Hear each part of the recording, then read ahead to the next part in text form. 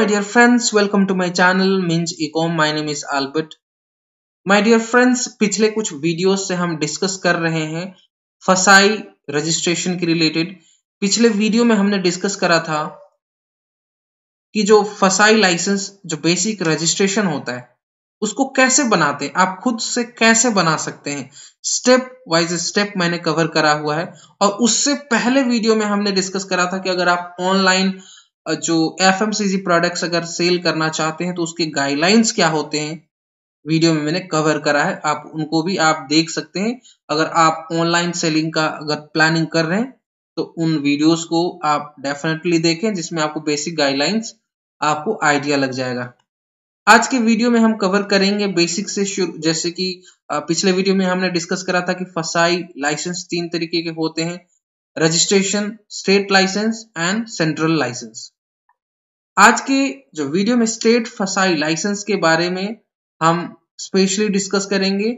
और इस स्टेट फसाई लाइसेंस के अंतर्गत हम इंट्रोडक्शन देखेंगे और कौन सा लाइसेंस आपको चाहिए होता है। फसाई चाहिए, स्टेट फसाई चाहिए या फिर सेंट्रल फसाई लाइसेंस चाहिए, इनका भी बेसिक डिफरेंस मैं बताने की कोशिश करूंगा। और जो स्टेट या फिर सेंट्रल फसाई लाइसेंस अगर आप बनवाते हैं, इनमें से जो रिक्वायर्ड डॉक्यूमेंट्स जो होते हैं, कौन कौन से डॉक्यूमेंट्स होते हैं, उनको भी हम कवर करेंगे। और उन डॉक्यूमेंट्स को बनाने के लिए आपको कहां से उन डॉक्यूमेंट्स को आप ले सकते हैं, उनका भी मैं डिटेल बताऊंगा। कुछ कंसल्टेंट्स के डिटेल्स दूंगा जहां से आप कॉन्टैक्ट करके ले सकते हैं इन डॉक्यूमेंट्स का, क्योंकि इन डॉक्यूमेंट्स के बिना ये फसाई लाइसेंस रजिस्ट्रेशन वगैरह नहीं हो सकता है। तो बहुत जरूरी है इन सब के बारे में जानना भी। और कंसल्टेंट्स की डिटेल्स भी मैं दूंगा, उनको कांटेक्ट भी कर सकते हैं। अगर आप खुद से नहीं बना सकते हैं, आप खुद से भी बना सकते हैं, लेकिन अगर आप इनकेस बिजनेस हैंडल बिजनेस चलाते वक्त अगर आपके पास टाइम नहीं मिल पाता है, क्योंकि डेफिनेटली इसमें बहुत सारे ऐसे डॉक्यूमेंट्स चाहिए होता है और आपको बहुत सारे डॉक्यूमेंट्स कलेक्ट करने के लिए आपको कई ऑफिस का चक्कर लगाना पड़ सकता है।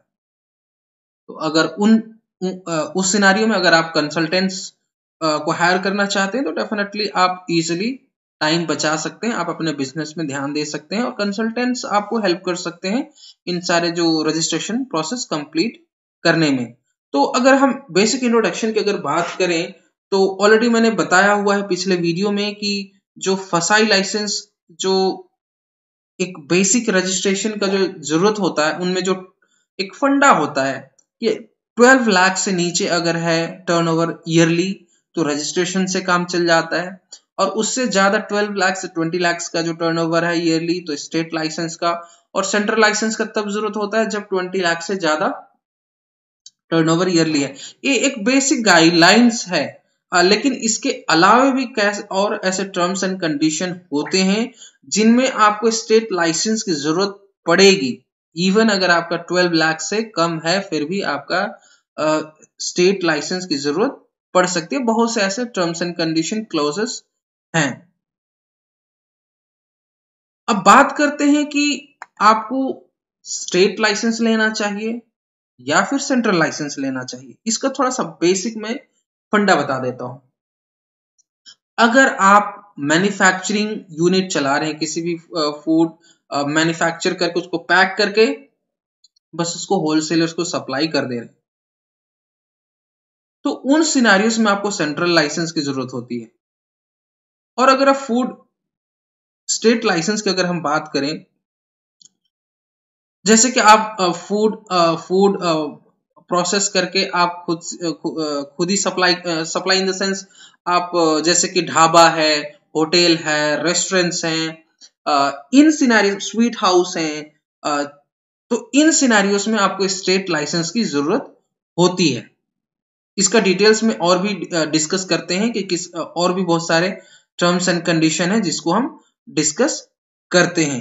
और इनमें जो रिक्वायर्ड डॉक्यूमेंट्स है, मैंने पहले ही बताया कि जो रिक्वायर्ड डॉक्यूमेंट्स आप कहां से ले सकते हैं, इनका भी डिटेल्स हम कवर करेंगे।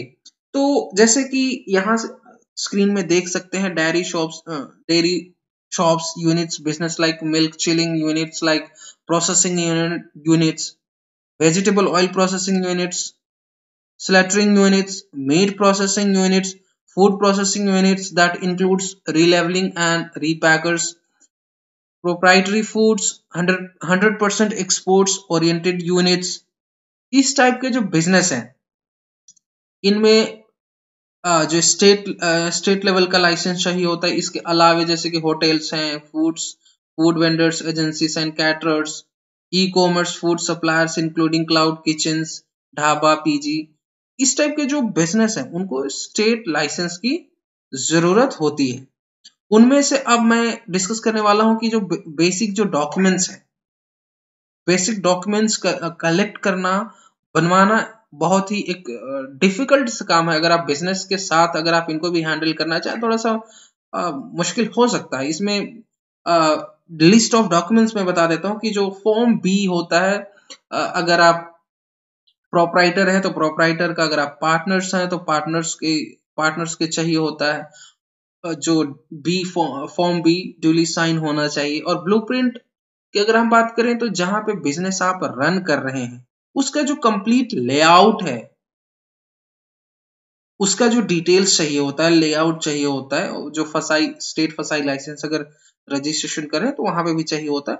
और जो आप बिजनेस को रन करने के लिए जितने भी मशीनरीज यूज कर रहे हैं, कुछ भी हो सकता है, जैसे कि आप हीटर यूज कर रहे हैं या इलेक्ट्रिक स्टोव यूज कर रहे हैं, इलेक्ट्रिक और अदर मशीनरीज जैसे कि फ्रिज हुआ, डीप फ्रीजर हुआ, कुछ भी, एसी, कुछ भी यूज करें, इन सारे जो मशीनरीज की लिस्ट जरूरत होता है।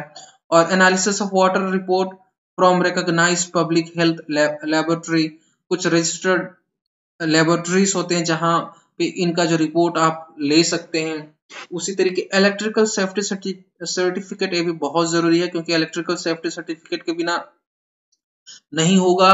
जो अप्रूव्ड इलेक्ट्रिकल कॉन्ट्रैक्टर्स होते हैं उनसे जो सर्टिफाइड चाहिए होता है कि आपका जो बिजनेस में जितने भी अप्लायंसेस इंस्टॉल्ड है सही तरीके से इंस्टॉल्ड हैं या नहीं, इसके लिए भी एक सेफ्टी सर्टिफिकेट चाहिए होता है। और इसका भी डिटेल्स में डेफिनेटली मैं डिस्क्रिप्शन में बता दूंगा कि आप इलेक्ट्रिकल सेफ्टी सर्टिफिकेट कहाँ से ले सकते हैं। NSC from the municipality and local bodies, ये डॉक्यूमेंट्स। इसके अलावा और भी बहुत सारे डॉक्यूमेंट्स होते हैं, जैसे आप देख सकते हैं अगर आप रेंटेड हैं तो रेंट एग्रीमेंट चाहिए होता है, ओनर का एनओसी चाहिए होता है, authority letter from manufacturer, nominated responsible person's name and address। इसी तरीके supporting documents of proof and turnover and transportation वगैरह के डॉक्यूमेंट्स चाहिए होता है, डिक्लेरेशन फॉर्म वगैरह चाहिए होता है। इस तरीके से बहुत सारे हैं। अगर इस तरीके से अगर 25-30 डॉक्यूमेंट्स चाहिए होते हैं, पर कोई जरूरी नहीं है हर डॉक्यूमेंट्स। हो सकता है किसी सिनारियोस में डॉक्यूमेंट ए की जरूरत हो सकता है किसी सिनारियोस में सिनारियो जो फॉर्म ए की जो पर्टिकुलर इस डॉक्यूमेंट की जरूरत हो उस डॉक्यूमेंट की जरूरत ना पड़े, ऐसा हो सकता है। तो इसका जो आप कंसल्टेंट से अगर आप डिस्कस करें तो बेटर होगा। इसके अलावा मैं कोशिश करूंगी इसका जो स्टेप वाइज स्टेप कैसे बनाते हैं, स्टेट लाइसेंस की बात करें या सेंट्रल लाइसेंस की बात करें, कैसे आप खुद से बना सकते हैं, उनको भी मैं कवर करूंगा। पर यस, उसके लिए डॉक्यूमेंट होना जरूरी है। और मैंने पहले ही बता दिया कि जो इन डॉक्यूमेंट्स को आप कहाँ से बनवा सकते हैं, कहाँ से कलेक्ट कर सकते हैं, इसके लिए मैं डेफिनेटली डिस्क्रिप्शन में डिटेल्स में दे दूंगा। सो आज के लिए मेरे फ्रेंड्स बेसिक जो मेरा जो मोटो था कि आपको डॉक्यूमेंट्स के बारे में बता दूं कि कहाँ से आप ले सकते हैं। और नेक्स्ट वीडियोस में और भी डिटेल जानकारी हम सेंट्रल लाइसेंस के बारे में भी डिस्कस करेंगे। और अगले वीडियोस में हम प्रैक्टिकल हम देखेंगे कि सेंट्रल लाइसेंस या स्टेट फसाई लाइसेंस अब कैसे बना सकते हैं खुद से। सो माय डियर फ्रेंड्स, आज के लिए इतना ही। और जैसे मैंने बताया कॉन्टैक्ट डिटेल्स जो कंसल्टेंट्स के हैं वो आपको डिस्क्रिप्शन में मिल जाएगा, उनसे आप कॉन्टैक्ट कर सकते हैं। और नेक्स्ट वीडियो में हम कवर करने की कोशिश करेंगे सेंट्रल लाइसेंस एंड इसका स्टेप वाइज स्टेप कैसे आप खुद से बना सकते हैं। इन वीडियोस को भी हम डिस्कस करेंगे। सो माय डियर फ्रेंड्स, आज के लिए इतना ही। Thank you, bye bye.